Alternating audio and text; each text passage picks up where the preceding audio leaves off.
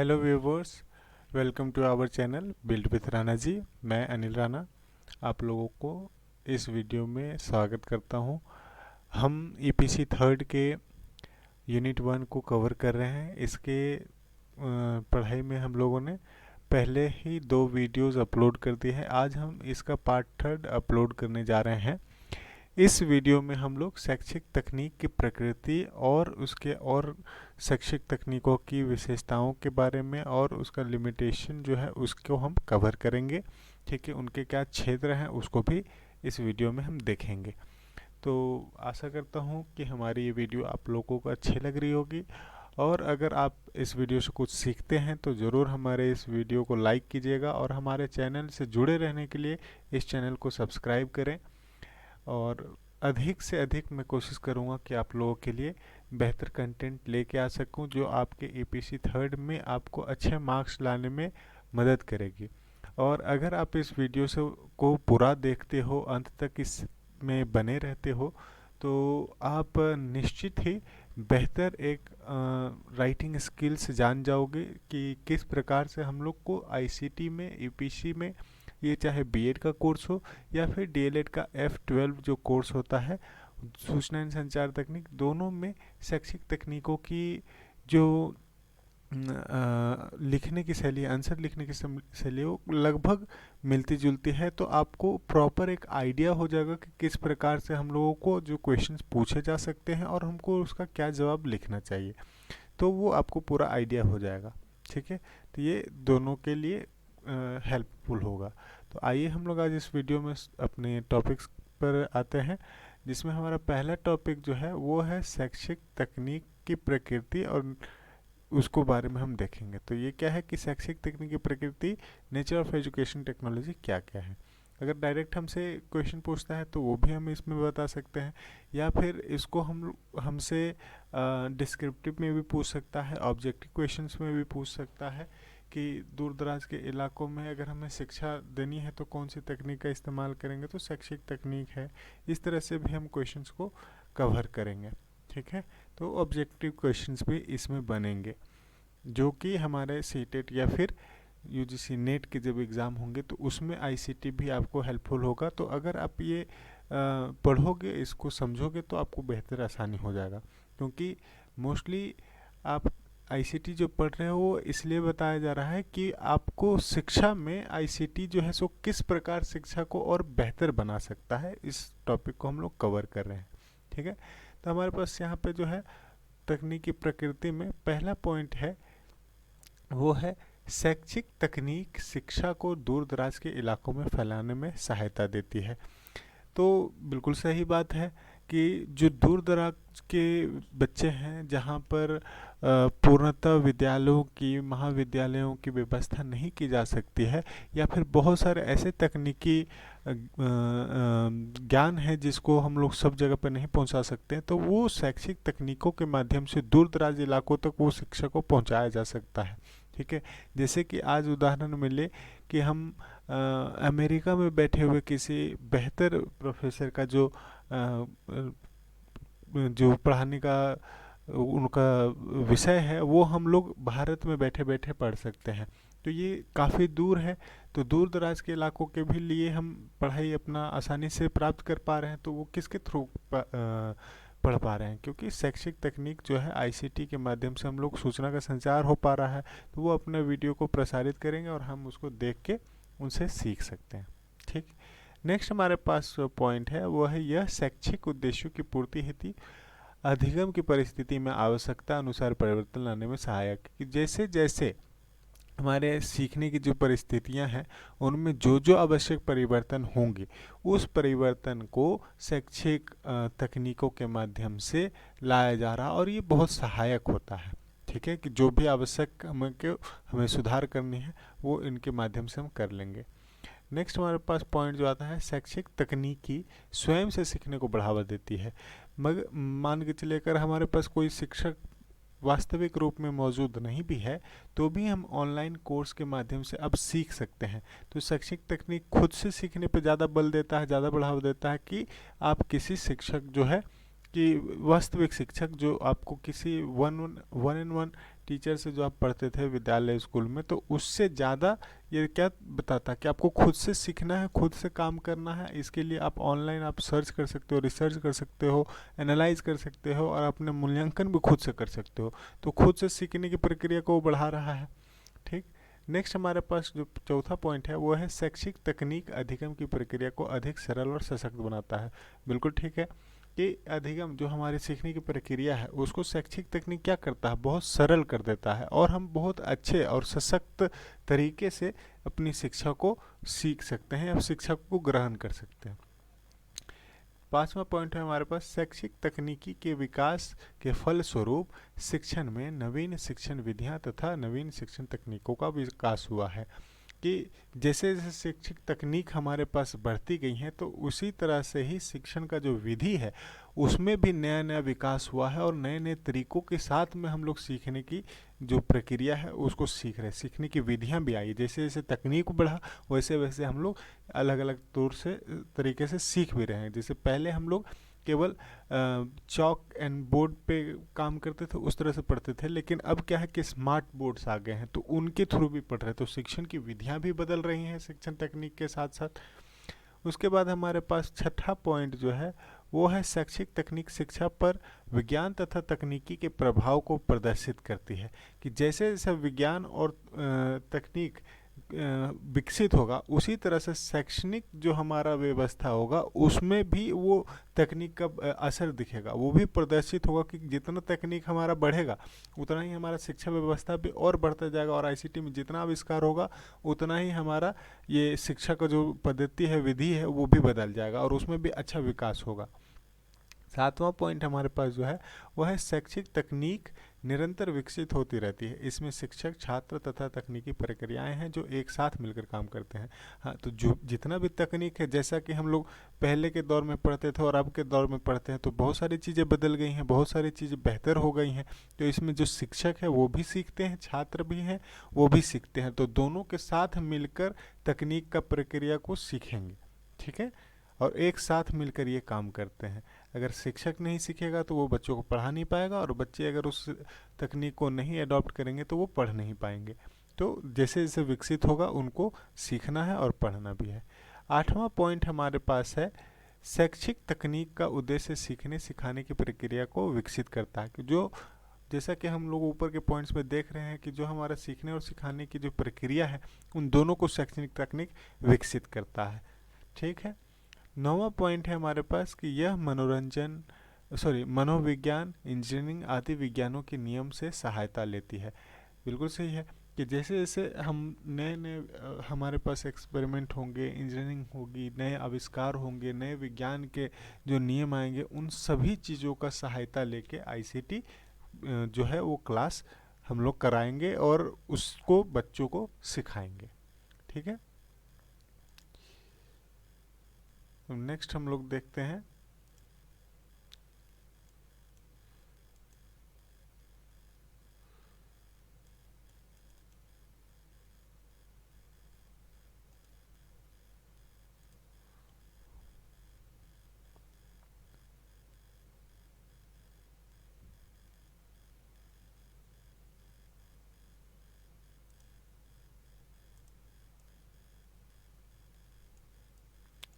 Next है हमारे पास scope of educational technology, उसको हम लोग देखेंगे।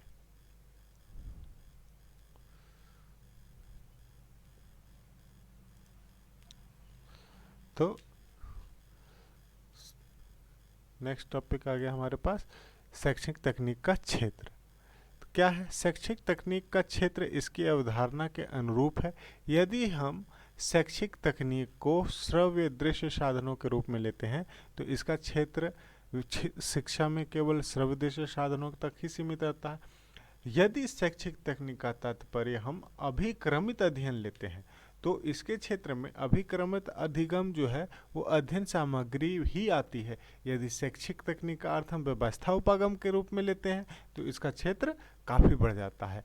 डेरेक रोटरो उनके अनुसार जो बताए गए हैं वो निम्नांकित क्षेत्र है, जिसमें ये पॉइंट जो है हमारे पास पहला पॉइंट है अधिगम के लक्ष्य जो है अधिगम के लक्ष्य तथा उद्देश्य चिन्हित करना। डायरेक्ट रूटों के द्वारा ये निम्नलिखित क्षेत्र हैं जो शिक्षण अधिगम के होते हैं। तो पहला पॉइंट है कि अधिगम के लक्ष्य तथा उद्देश्य चिन्हित करना। दूसरा क्या है, अधिगम वातावरण का नियोजन करना। तीसरा है विषय वस्तु की खोज करना तथा उन्हें संरचित करना।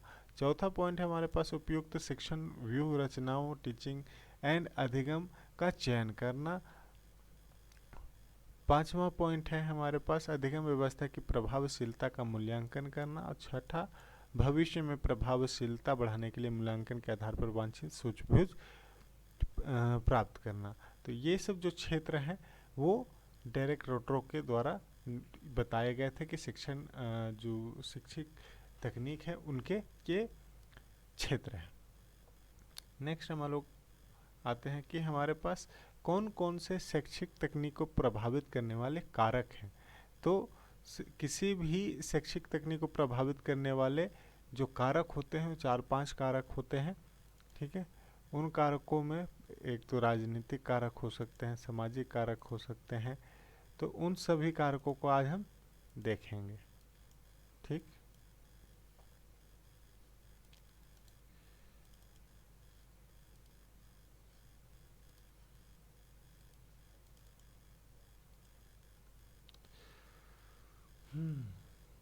तो देखिए इमेज में आप देख सकते हैं किसी भी शैक्षिक तकनीक के जो प्रभावित करने वाले कारक हैं वो है राजनीतिक कारक, एक हो सकता है राजनीतिक कारक, दूसरा आर्थिक कारक, तीसरा शैक्षिक कारक, आगे सांस्कृतिक कारक, सामाजिक कारक और मनोवैज्ञानिक कारक। तो किसी भी शैक्षिक तकनीक के उपयोग को प्रभावित करने वाले ये 5-6 कारक हैं। ठीक है, आज हम लोग पहला पॉइंट देखते हैं इसमें कि राजनीतिक कारक क्या है। कि राजनीतिक कारकों से तात्पर्य है कि वे कारक जो राष्ट्र के राजनीतिक परिस्थिति, राजनीतिक नीतियाँ तथा वैज्ञानिक अन्वेषणों एवं राजनीतिक उद्देश्यों की प्राप्ति से संबंधित होते हैं। यदि कोई शासन करने वाली पार्टी को लगता है कि किन्हीं तकनीक पर विशेष प्रयोग से उन्हें ज़्यादा लाभ संभव है तो वह उनके विकास के लिए भरपूर प्रयास करेगी। टेलीविज़न तथा दूरसंचार के क्षेत्र में छुपे अभिनव प्रयोग में तथा उनके प्रचार प्रसार में राजनीतिक कारकों को सर्वाधिक महत्वपूर्ण हाथ रहेगा। जैसे कि कोई भी हम लोग का राजनीतिक अभी अगर मान के चलिए कि जैसे विज्ञान के क्षेत्र में सरकार द्वारा कुछ क्लासेस करवाई जा रही हैं, जैसे दिल्ली में ही है, तो शिक्षा जो व्यवस्था वो काफ़ी ज़्यादा सुधार दिया गया है। तो उसमें क्या है, राजनीतिक कारक है कि वो सुधारना चाहते हैं शिक्षा व्यवस्था को, तो वो भी बहुत बड़ा एक कारक हो जाता है आईसीटी को इंट्रोड्यूस करने के बाद। दूसरा नेक्स्ट पॉइंट हमारे पास क्या है कि हमारा मनोवैज्ञानिक कारक होना चाहिए। कि मनोवैज्ञानिक कारक के अंतर्गत क्या आता है कि शिक्षक और छात्र तथा शिक्षालय में रुचि, स्तर, प्रवृत्ति आदि सब का समावेश होना चाहिए। और शिक्षक भी चाहे उसका भी मनोस्थिति हो कि हम आईसीटी को अडॉप्ट करें, बच्चे भी सीखना चाहें, तो इन शिक्षकों की अभी प्रेरणा, सीखने सिखाने की इच्छा शक्ति, ध्यान एवं रुचि आदि का प्रभाव मनोवैज्ञानिक कारकों के अंतर्गत समावेश होता है। ठीक है, समावेशित होता है इसमें। उसके बाद क्या है, शैक्षिक कारक होते हैं, एजुकेशनल फैक्टर होते हैं। कि शैक्षिक कारकों में क्या है, शिक्षकों की शिक्षा एवं प्रशिक्षण मुख्य कारक है। यदि शिक्षक को शैक्षिक तकनीकी क्षेत्र में उचित स्तर का सुनियोजित प्रशिक्षण प्रदान किया जाए तो ये शिक्षक शैक्षिक तकनीक के विकास में मील के पत्थर सिद्ध हो सकते हैं। यदि शिक्षक शैक्षिक तकनीक के विभिन्न उपागमों का प्रयोग करने के लिए प्रयोगशाला का कार्य करने में सक्षम हो सकते हैं तो उनको शिक्षा व्यवस्था और बेहतर हो सकती है। जैसे कि उदाहरण हम लेंगे दिल्ली में भी, तो दिल्ली में क्या है कि शिक्षक के ऊपर जो है वो राजनीतिक फैक्टर लगा, और जो वहाँ के मुख्यमंत्री हैं उन्होंने क्या किया कि उन शिक्षकों को ही बेहतर बनाया और उनको विदेशों में जाकर नए नए तकनीकों को सीखने का मौका दिया। तो उन सब तकनीकों को सीख कर वो क्या हुए, वो जो शिक्षक है उनकी काबिलियत बढ़ी, और वो शिक्षक जो थे उनकी तकनीक बढ़ी। तो उन तकनीकों का वो फ़ायदा उठाकर क्या करेंगे कि उनका अब एजुकेशन जो है सो कि अपग्रेड हो गया है। अब वो बच्चों को जो पढ़ाएंगे तो तकनीकों के माध्यम से पढ़ाएंगे और वो बच्चों को बेहतर पढ़ा पाएंगे।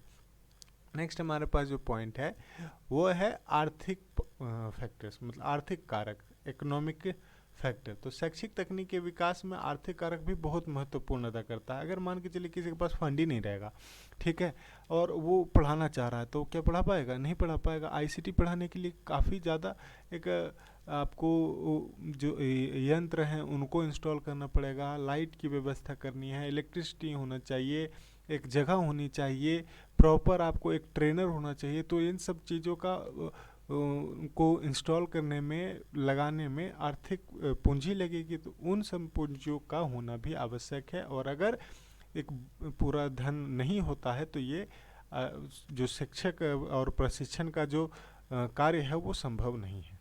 ठीक है, नेक्स्ट हमारे पास जो पॉइंट है वो देखते हैं।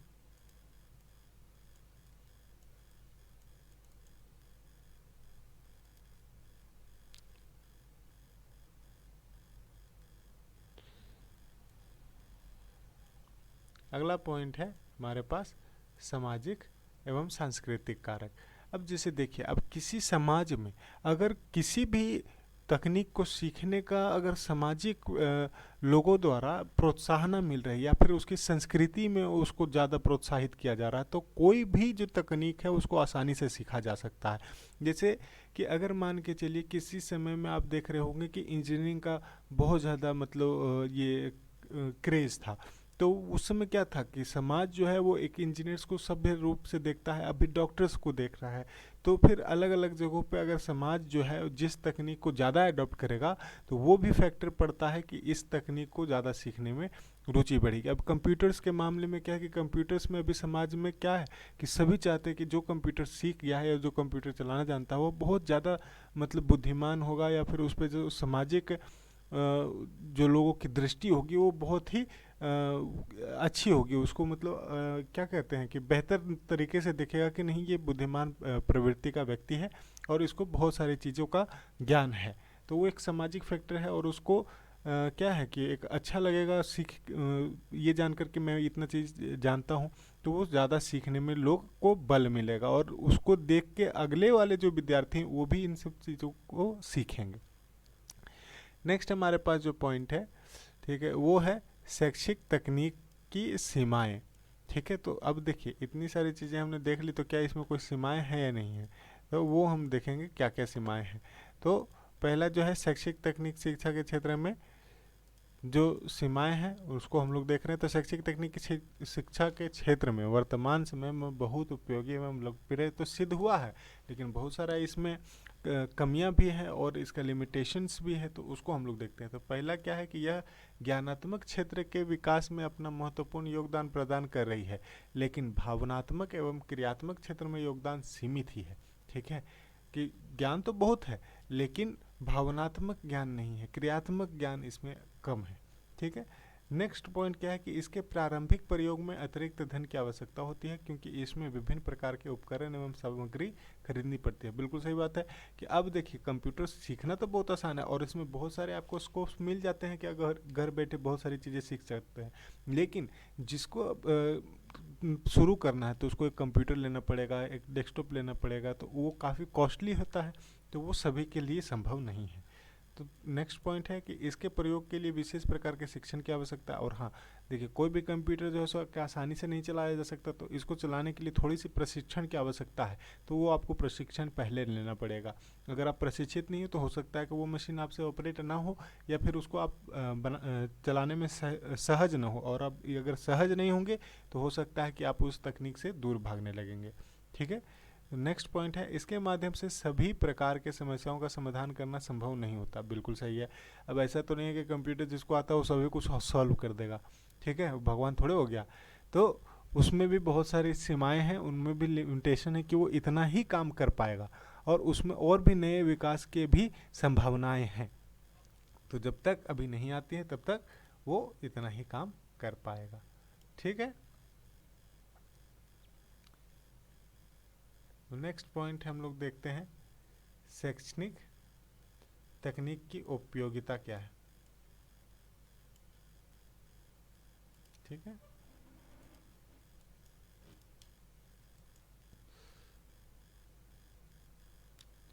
तो शैक्षिक तकनीक की उपयोगिता आज दिन प्रतिदिन बढ़ती जा रही है। विश्व का प्रत्येक देश इसे अपना रहा है। ठीक। और कोठारी कमीशन 1966 ने अपनी एक टिप्पणी में कहा है कि पिछले कुछ साल में भारत विद्यालयों में कक्षा अध्ययन को फिर से जीवन दान देना या उसे प्रमाणित करने में प्रविधियों का पर काफ़ी ध्यान दिया गया है। बुनियादी शिक्षा का यह पहला उद्देश्य प्राइमरी स्कूलों के सारे जीवन और कार्यकलापों में क्रांतिकारी परिवर्तन ला रहा है। ठीक।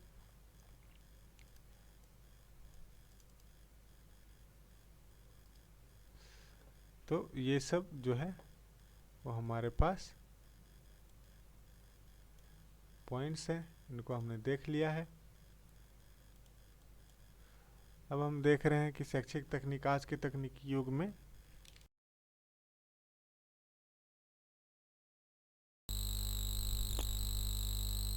तो एक बच्चे के मन में शरीर तथा आत्मा का सर्वोत्तम एवं सर्वांगीण विकास करना है। इस दृष्टि से भी शैक्षिक तकनीक का अपना एक महत्व स्वयं सिद्ध है। ठीक है। तो शैक्षिक तकनीक आज के तकनीकी युग में शिक्षक की उपयोगिता को बढ़ाती है, छात्रों व छात्र अध्यापकों को प्रभावशाली विधि से सिखाती है और समाज के लिए ज्ञान संचयन, प्रसार तथा विकास के लिए अत्यंत उपयोगी है। तो शैक्षिक तकनीक के माध्यम से एक प्रभावशाली शिक्षक, नेता या समाज सुधारक के ज्ञान तथा कौशल का उपयोग टेलीविजन, टेप तथा रेडियो, अभिभाषण आदि के द्वारा समाज के प्रत्येक वर्ग तथा प्रत्येक भाग तक सरलता से पहुंचाया जा सकता है। तो आज के हम लोगों ने टॉपिक में सारे कवर कर लिए हैं। अब हम जो है ये वीडियो आज लास्ट है हमारे इस पार्ट 3 का। उसके बाद हम नए टॉपिक पे वीडियो बनाएंगे। और अगर आपको यह वीडियो अच्छी लगी है और आप इसके नोट्स चाहते हैं तो नोट्स के लिए आप मुझे कमेंट सेक्शन में मैसेज कर सकते हैं। आपको ये पूरा PDF जो नोट्स है वो व्हाट्सएप कर दिया जाएगा। ठीक है। और ये पेड नोट्स हैं, तो उस पेमेंट के बाद ही आपको ये नोट्स प्रोवाइड किए जाएंगे। बाकी हमारे चैनल से जुड़े रहिए। हमारे चैनल से जुड़े रहने के लिए आप इस चैनल को सब्सक्राइब कर सकते हैं। अगर अच्छी लग रही है वीडियो तो उसको लाइक कीजिए और अपने फ्रेंड्स तक शेयर कीजिए। Thanks and thanks for watching.